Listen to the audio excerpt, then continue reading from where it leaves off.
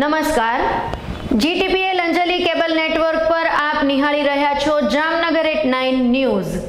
જામનગર અને જિલ્લાભરમાં બનેલી ઘટનાઓ સમાચારોના રૂપમાં। સમાચારો શરૂ કરતા પહેલા જોઈ લઈએ આજના મુખ્ય સમાચારો।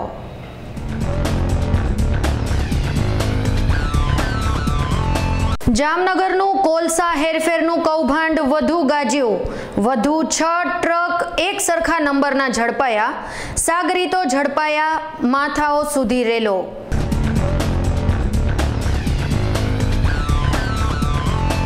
ગુલાબનગર વિસ્તારની માસૂમ બાળા હેવાનનો શિકાર।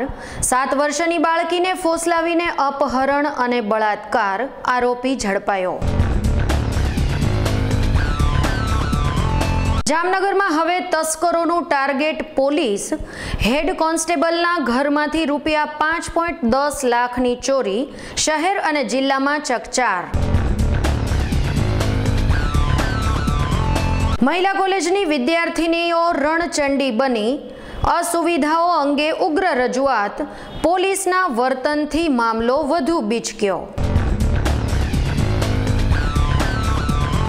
હવે જોઈએ સમાચારો વિગતવાર।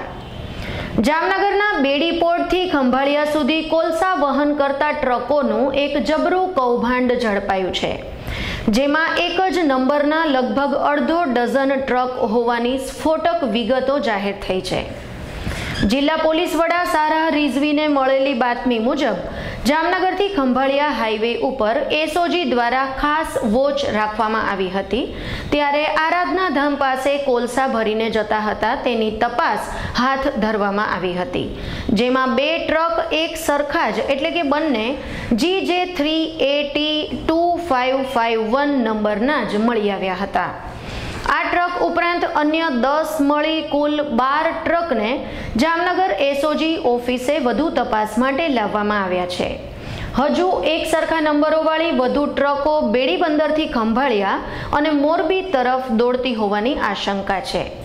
જાણવા મળ્યા મુજબ જિલ્લામાં કાર્યરત SR કંપનીના પાવર પ્લાન્ટ માટે બેડી બંદરે સારી ક્વોલિટીના કોલસા આયાત થાય છે, જે કોન્ટ્રાક્ટરો દ્વારા અનલોડ કરી ટ્રક મારફતે SR કંપનીમાં મોકલાય છે, જ્યારે અન્ય પ્રકારના કોલસા મોરબી સિરામિક ઉદ્યોગ માટે મોકલાય છે। પરંતુ આ બંને પ્રકારના કોલસાની અદલાબદલી કરવાનું અને બિલ્ટી પણ બદલી નાખવાનું રેકેટ પણ આ તપાસમાં ખુલ્યું છે। આ ઉપરાંત ખંભાળિયા પાસેની અન્ય એક કંપની તથા જામનગરના પોર્ટ હેન્ડલરોની આમાં વધુ કોઈ સંડોવણી છે કે કેમ તે અંગે પણ તપાસ હાથ ધરાઈ છે। ગુજરાતમાં ગત વિધાનસભા ચૂંટણી પહેલા ઉદય પામેલી ગુજરાત પરિવર્તન પાર્ટી દ્વારા સરકારની ખામીઓ સામે અવાજ ઉઠાવવા માટે વિવિધ કાર્યક્રમો ઘડી કાઢવામાં આવ્યા છે।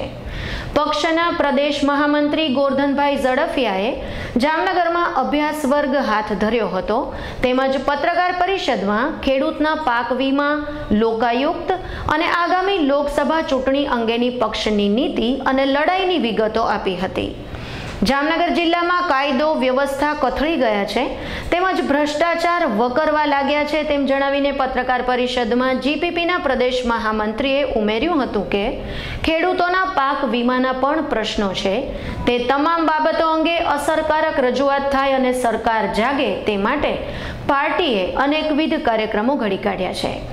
આ માટે યોજાયેલી પત્રકાર પરિષદ વખતે GPPના જિલ્લા પ્રમુખ દિલીપભાઈ આહિર, શહેર પ્રમુખ તુલસીભાઈ પટેલ તથા પક્ષના અન્ય હોદ્દેદારો ઉપસ્થિત રહ્યા હતા।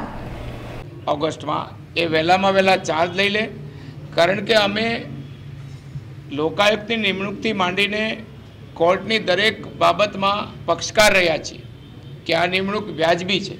સુપ્રીમ કોર્ટ સુધી અમારી કેવિએટ ચાલુ હતી, એમાં ગુજરાત પરિવર્તન પાર્ટી આ લડાઈમાં સફળ રહી છે, પણ સરકાર હવે આ લોકાયુક્તની નિમણૂક જે ચાર્જ લઈ લે મહેતા સાહેબ, પછી અમે બધા 17 કૌભાંડના 1,07,000 કરોડના ટોટલ ડિટેલ્સ અમે નામદાર લોકાયુક્તશ્રીને આપીશું અને સરકાર અને મુખ્યમંત્રી નરેન્દ્રભાઈ પ્રમાણિકતાનો ઢોલ આખા દેશમાં પીટે છે। અહીંયા લોકાયુક્તની વ્યવસ્થા હતી એને ખાલી રાખી, નિયમમાંથી પણ વિરોધ કર્યો। મહેરબાની કરીને હવે સરકાર પ્રમાણિકતાનો દાવો કરતી હોય તો પહેલાં તો દોષિત ઠરેલા મંત્રીશ્રીને સરકારમાંથી રૂખસદ આપવી પડે. હિન્દુસ્તાનમાં પહેલો બનાવ છે કે કોઈને સજા થઈ હોય ને મંત્રીપદ ચાલુ હોય. જામનગર જિલ્લાભરમાં શાકભાજીના ભાવ સતત આસમાની રહ્યા છે અને ક્યારેક એકાદ બેના ભાવ ઉતરે તો અન્યના ભાવ ઊંચકાતા રહે છે, જેને કારણે એકંદર રીતે ગૃહિણીઓના બજેટ રફે દફે થઈ જાય છે અને બાકી કુછ રહા તો મહેંગાઈ માર ગઈ જેવો ઘાટ ઘડાય છે. તેવા સંજોગોમાં તંદુરસ્તી જાળવવા માટે ફ્રૂટ ખરીદવાની તો લોકોમાં હામ જ રહેતી નથી. જીવન જીવવા માટે હવા પાણીની જેમ ખોરાક પણ અતિ આવશ્યક છે. ત્યારે રસોઈ બનાવવા માટે તેલ, ઘી, અનાજ, કઠોળ, મસાલા, ગેસ, કેરોસીન કે અન્ય ઈંધણ એ બધું જ જોઈએ અને તે પણ ન પરવડે તેવા હોય છે. બકાલામાં શું છે, બકાલો ઘણો ખરાબ નીકળે છે ને એના હિસાબે માલ વધી ગયો છે ને ટ્રાન્સપોર્ટરમાં મોડેકથી આવે છે બકાલો, એના હિસાબે અહીંયા પોતા માલ ખરાબ થઈ જાય છે, એના હિસાબે બકાલાનો ભાવ વધી ગયો. શાકભાજી પણ જરૂરી છે, પરંતુ ચોમાસાની શરૂઆતથી જ જામનગરમાં શાકભાજીના ભાવ એકાએક સતત વધવા લાગ્યા છે અને આસમાને પહોંચ્યા છે. જેમાં રોજબરોજ જરૂર પડે તેવા શાકભાજીમાં બટેટાના 1 કિલોના ₹15 થી માંડી ₹80 તો ક્યારેક ₹100, લીલી ભાજીઓના એક પોળિયા 15 કે 20-25 રૂપિયામાં મળે છે, તો વળી વટાણા, ડુંગળી, મરચાં, રીંગણા, ભીંડા, ગુવાર વગેરેમાં પણ ધૂમ તેજી છે. ત્યારે હવે કોથમરી, લીમડો, આદુ, લીંબુ જે અગાઉ શાકભાજી સાથે ફ્રીમાં મળતા હતા તે સ્વપ્ન બની ગયું છે. એટલું જ નહીં, તગડા ભાવથી વેચાતા શાકભાજી તાજા હોય તેની કોઈ ગેરંટી પણ નથી હોતી. આમ જ્યારે લીલા શાકભાજી તંદુરસ્તી માટે આવશ્યક છે, પરંતુ તેના ભાવ સાંભળીને જ તંદુરસ્તી ડગમગી જાય છે, તે બીમાર વ્યક્તિઓ માટે ફ્રૂટ તો પોસાય તેમ જ નથી. જામનગર જિલ્લા પોલીસ વિભાગમાં કર્મચારીઓની અવારનવાર બદલીઓ કરીને કાર્યશૈલી બદલવા અને વધારવા માટે જિલ્લા પોલીસ વડા સતત કાર્યરત રહ્યા છે. તાજેતરમાં જ જિલ્લા પોલીસ વડાની દેખરેખ હેઠળની સીધી જ એવી સ્પેશિયલ ઓપરેશન ગ્રુપ બ્રાન્ચના 8 કર્મચારીઓની જુદા જુદા પોલીસ સ્ટેશનોમાં બદલીઓ કરવામાં આવી છે તથા તેમના સ્થાને અન્ય કર્મચારીઓની નિમણૂક કરવામાં આવી છે. ઉલ્લેખનીય છે કે એસઓજીએ સરહદી સલામતી જાળવવા માટે ઇન્ટેલિજન્ટ અને પ્રિવેન્ટિવ પ્રકારની અતિ મહત્વની કામગીરી કરવાની હોય છે, જે માટે તેને સુસજ્જ પણ કરાય છે. ત્યારે જિલ્લા પોલીસ વડા સારા રિઝવીને એવું લાગ્યું હશે કે તેમાં વધુ નિપુણ કર્મચારીઓ મૂકી સંવેદનશીલ ગણાતા જામનગર જિલ્લા માટે વધુ સતર્કતાના પગલાં લેવા જોઈએ અને તેવી જ રીતે તેઓ મરીન પોલીસ સ્ટેશનોની કામગીરીની પણ વારંવાર સમીક્ષા કરે છે. આગામી દિવસોમાં પણ ફેરબદલીઓની શક્યતાઓ છે. જામનગરની પ્રતિષ્ઠિત ગણાતી શ્રી A.K. દોશી મહિલા કોલેજની વિદ્યાર્થીનીઓએ અસુવિધાઓના મામલે રણશીંગું ફૂંક્યું છે.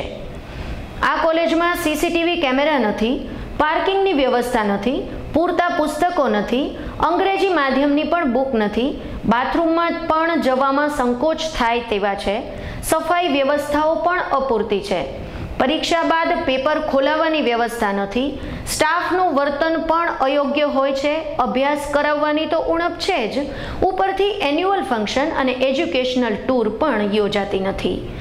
વળી રાજ્યમાં કન્યા કેળવણી ફ્રી છે તેમ બણગા ફૂંકાય છે, પરંતુ અહીં તો પ્રવેશ ફોર્મ સહિતની ફી લેવાય છે. આ બાબતે વિદ્યાર્થીનીઓએ હડતાળ પાડી આંદોલન છેડ્યું છે અને મુખ્ય સ્ટાફને લેખિતમાં રજૂઆત કરી છે. દુઃખદ બાબત એ છે કે સમસ્યાઓ રજૂ કરતી વિદ્યાર્થીનીઓ ઉપર દબાણ લાવવા માટે એક મહિલા પોલીસે એક વિદ્યાર્થીનીને લાફો પણ માર્યો હતો. તેમજ એબીવીપીને આ પ્રશ્નોમાં દરમિયાનગીરી ન કરવા કોલેજિયન યુવતીઓએ હિંમતભેર જણાવી દીધું હતું. દાદો છે એને 15 જણાને પ્રતિનિધિઓ તરીકે બોલાવીને એવી જોડે ચર્ચા કરીને કેટલીક વાસ્તવિકતાનો ખ્યાલ આપીને મેં આપ્યું છે. જે વાંચી લો, આ તમે લઈ લો. પ્રોફેસર હસમુખ પડિયા, 34 વર્ષથી આ કોલેજમાં હું પ્રાધ્યાપક છું. ગઈકાલે વિદ્યાર્થીનીઓએ એના પ્રશ્નો માટે હડતાલ પાડેલી. આજે વિદ્યાર્થીનીઓ ક્લાસમાં પોતાનું શિક્ષણ કાર્ય કરી રહી હતી અને પ્રોફેસરો ભણાવી રહ્યા હતા, ત્યારે વિદ્યાર્થી પરિષદના અમુક નેતાઓ આવી અને છોકરીઓ સાથે જુદી વાત કરી, ફલાણી ફોજદારી કરો, આ કરો. છોકરીઓએ જે રજૂઆત કરી કે આ વિદ્યાર્થી પરિષદ સાથે અમે નથી, અમારે કોઈ ફોજદારી કરવી નથી, અમારી કોલેજનો પ્રશ્ન અમારે સોલ્વ કરવો છે, આવું છોકરીઓ દ્વારા કહેવામાં આવ્યું. છોકરીઓને ના છૂટકે એણે ક્લાસમાંથી બહાર કાઢી અને વધારે દેખાડો કરી, ખોટા સ્લોગનો બોલી. એની સામે આ છોકરીઓને વિરોધ છે પ્રિન્સિપાલ સામે, પણ એ પ્રિન્સિપાલે એ છોકરીઓને જે અપશબ્દો કર્યા છે, એની સાથે અપોષણ કર્યું છે, એ વાત તો એ છોકરીઓ એની સાથેની લડાઈ ગઈકાલે પૂરી કરી દીધી. આજ તો ભણાવવાનું કાર્ય ચાલુ થઈ ગયું હતું. તો એવા સંજોગોમાં આજે પણ શિક્ષણ કાર્યને બંધ રાખી અને આ વિદ્યાર્થીઓનું અહિત થઈ રહ્યું છે. હું ભારતીય વિદ્યા ભવન શ્રી એકાદશી મહિલા કોલેજમાં 1513થી પ્રિન્સિપાલ તરીકેની સેવા બજાવું છું અને આ 1 મહિનાની અંદર મેં કામગીરી ચાલુ કરી છે. ગઈકાલે હું ક્લાસમાં જોવા ગઈ હતી કે કઈ રીતે કોણ લોકો પીરિયડ લે છે અને કોણ લોકો નથી લેતા. તો પીરિયડ નહોતા લેતા એટલે મેં વિદ્યાર્થીઓને એમ કીધું કે તમે જે કંઈ પણ પીરિયડ હોય એ લોકોને બોલાવી લો.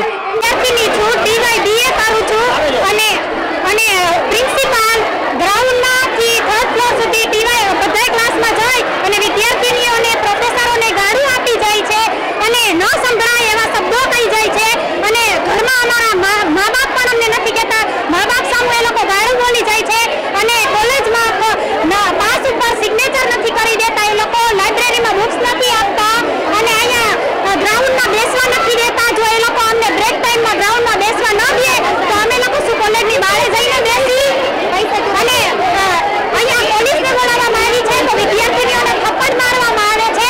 શું આ બરોબર છે?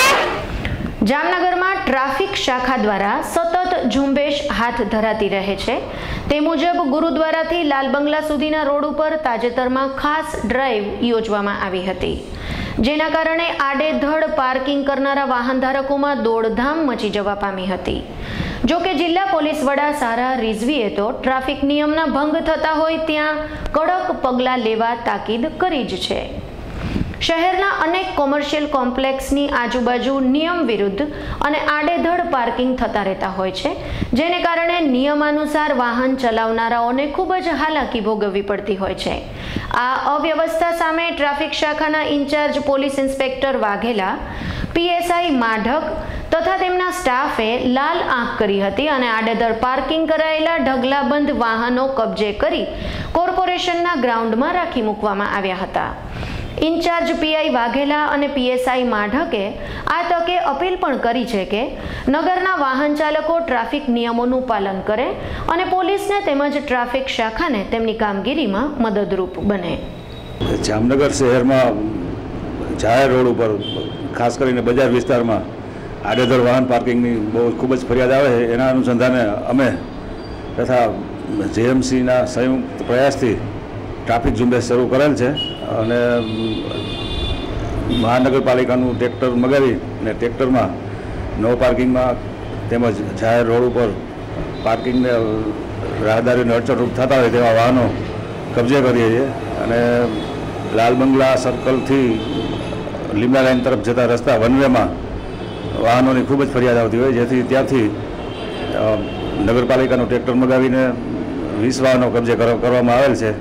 જેથી પ્રજાઓને પણ અપીલ કરીએ છીએ અમે કે પોતાના વાહન યોગ્ય પાર્કિંગમાં રાખે અને કોમર્શિયલ પાર્કિંગ હોવા છતાં પણ ઘણા રોડ ઉપર પાર્કિંગ કરે છે, જેથી અકસ્માત થવાનો પણ ખૂબ જ શક્યતા વધી રહેલ છે. જામનગર મહાનગરપાલિકા દ્વારા શ્રાવણી મેળો પ્રદર્શન ગ્રાઉન્ડમાં યોજાનાર છે. ઉપરાંત નાગેશ્વર વિસ્તારમાં પણ 5 દિવસ મેળો યોજાનાર છે. આ મેળાઓ માટે ટેન્ડર બહાર પાડવામાં આવ્યા હતા, જેમાં મેળામાં રાઇડ્સ, શો કરવાવાળા તથા વિવિધ સ્ટોલ માટે નોંધપાત્ર પ્રતિભાવ મળવા પામ્યો હતો. આ અંગે વિવિધ રાઇડ્સ અને સ્ટોલ માટેના પ્લોટની હરાજી કરવા માટે શહેરના ટાઉન હોલમાં પ્રક્રિયા હાથ ધરવામાં આવી છે, જેમાં અંદાજે 1.25 કરોડ રૂપિયા જેટલી નોંધપાત્ર આવક થવા પામી છે. Deputy commissioner Mukesh Kumbharana, town planning officer JV Sedani તેમજ એસ્ટેટ ઓફિસર શિંગાળા તથા ઇન્સ્પેક્ટરો સુનિલ ભાનુશાળી અને રાજભા ચાવડા તથા સ્ટાફ ઉપસ્થિત રહ્યા હતા તથા 158 જેટલા ટેન્ડરો ખોલવામાં આવ્યા હતા.